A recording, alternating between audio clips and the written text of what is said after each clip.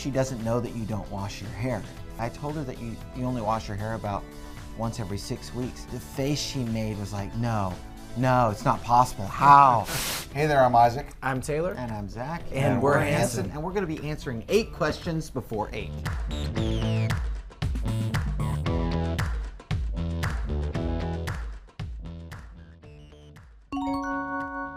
Well, this album is special for a bunch of reasons. One, it launched us into an independent period. We launched a label. It was a time where it was about taking chances, about investing in our fans.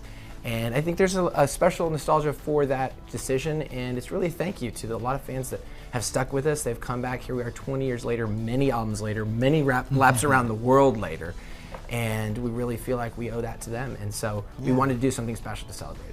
Underneath was an album that had about 80 songs written for it. It seemed like a special way to remember that record was to include some of the songs that really did make it to a full recording, and include in that story the people that were involved, like Carole King, who we wrote songs with, like Bob Marlette, who produced, like, and Greg so Wells. Greg Wells, and there was a lot of people that were involved that weren't on that original album, and so by adding more music to it and getting to revisit some of the songs, it sort of completes the story of that record and all that was involved in it.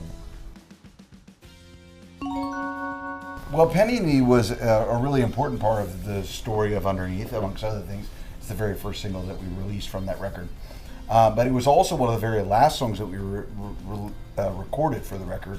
And the reason was, in some way or another, I think we were kind of saving it for that final special moment where we knew we were done with some of the label drama that we'd had, and we were ready to put it out into the world, and we knew this song would find a special place, and it certainly has found a special place, not only for us personally, but with the fan base. Penny and Me is also a song that really has a lot of references to other people's music that inspired us, sort of a love letter to that. And so it was a song that we were able to, I think, share our passion for the connection to these inspirations through. And the new version of Penny and Me, we call it the Moonlight version, Penny and Me Moonlight version, really takes that another step further in not just referencing songs like Feelin' Alright or Pink Moon by Nick Drake, but actually saying, what would it be like if we leaned into that style and did it in a different way? And we think it's special to be able to share kind of new perspectives on the band decades later. So Penny and Me has brought people together in many ways. As fans, as artists, we've shared it and shared our story, and also even with the new project, we said, let's do a new music video that kind of brings things back, and we had Samira Armstrong reprise her role as Penny in the video. I have a daughter named Penny, who played the 20 years later Penny in the character, and then Natalie Morales, who was a Hanson fan who's become a successful director and writer, who became the director for this, and an actor, and so you have all these things converging.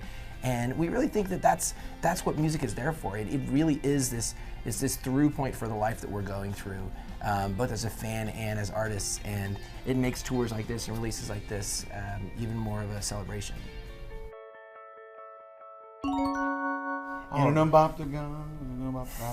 Yeah. UMOP is a song really about that we all have to make choices, right?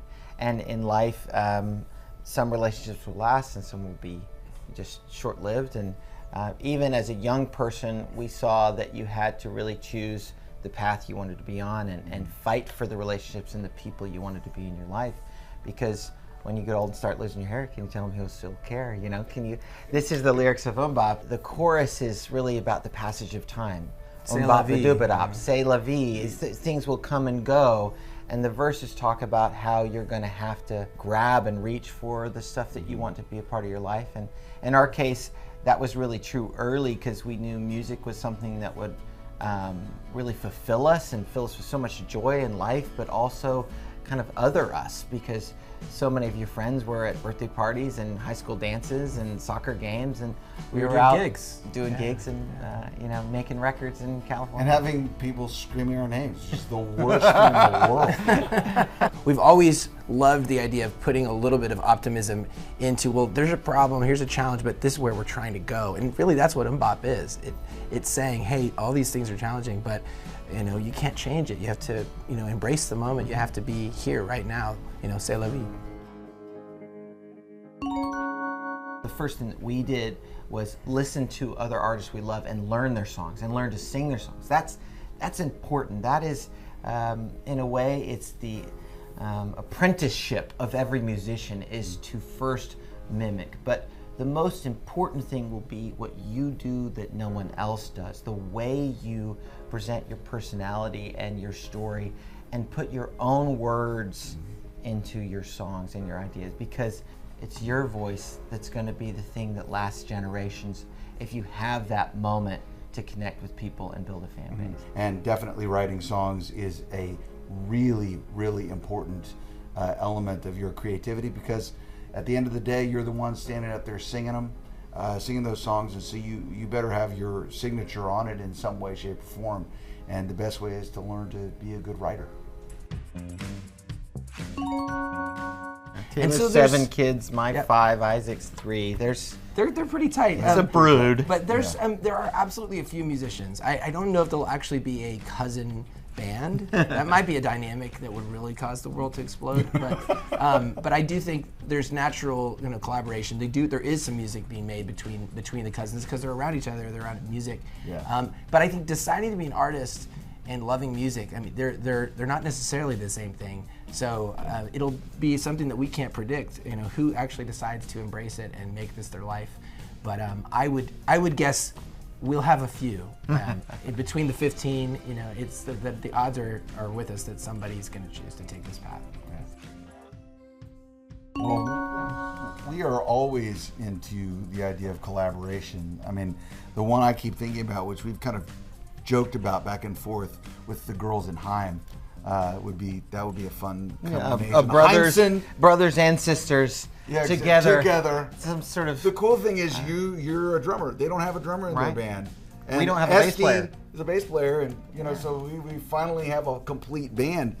That would be a really interesting thing. I mean, we could do all kinds of things together. I think we love, and we've gotten to do some really amazing musical things. A couple years ago, we worked with symphonies all over the world and had really checked that box and played with orchestras all over the planet. That was incredible. Honestly, writing, producing, and taking your passion and getting behind other creators too, and being that person that's there to do what others did for us when we started. We had writers and producers that we collaborated with, people that we respected, and so I think you'll see us championing other artists and supporting and helping make those things happen for other people as well as more from us in the next few years.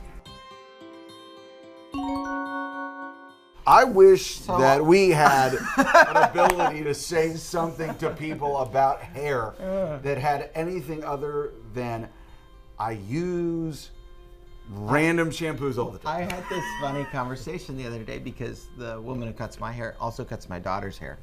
And she goes, I just talked to your daughter, Junia, about this. She doesn't know that you don't wash your hair. And I go, and you told her? She said, yeah, I told her that you only wash your hair about once every 6 weeks. The face she made was like, no, it's not possible. How?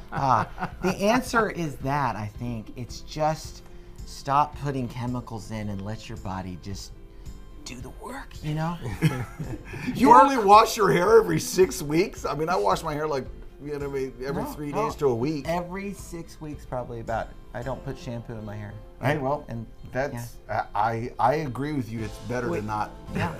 So just putting it out there. Rinse it all the time, but don't put soap in it. The Hanson hair care line is really a long time coming. We should just go ahead and go with that, and it's going to basically involve not doing much. Yeah, I was going to say after what I just said, the hair care line would be like an empty bottle of water. Empty bottle. I think the margin on this product is really high. Okay, great, perfect. You didn't ask about our brand new Hanson Brothers beer that's coming out throughout this fall.